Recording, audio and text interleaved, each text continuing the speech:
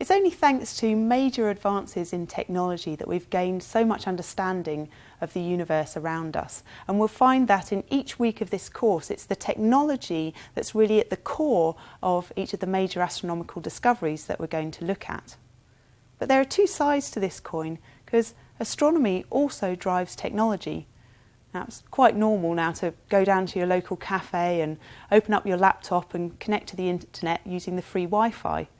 But that Wi-Fi is thanks to radio astronomers. They were analysing lots of data, looking for radio pulses from black holes and looking at ways of how to exchange that data in a wireless way. And it's thanks to that that you have Wi-Fi. Now, astronomers have a habit of jumping on new technology developments very quickly and exploiting them. Two examples which involve things that we now use every day.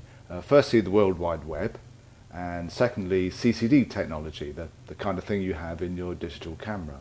So in both cases, astronomers were amongst the early adopters of that technology. Two more examples that are maybe less obvious. The first is infrared cameras, first developed by the military, but used by astronomers very quickly to point at the sky and do new kinds of science.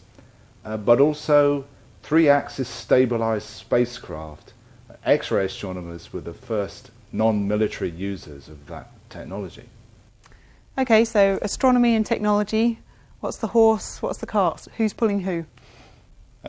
Well, maybe it doesn't make sense to ask the question that way, because science and technology and manufacturing have always been intimately tied together. They always have been and they always will be.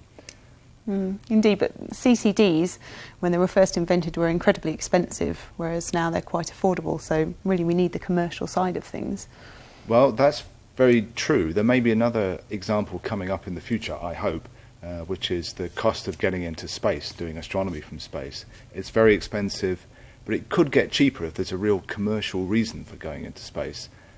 One of the hopes for doing that is to do asteroid mining. Then there will be a real commercial drive. Maybe controversial or maybe good. So what do you all think? Discuss that on the forum, perhaps.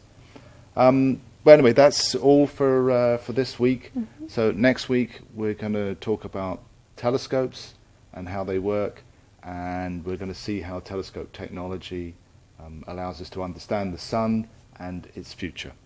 See you next week. See you.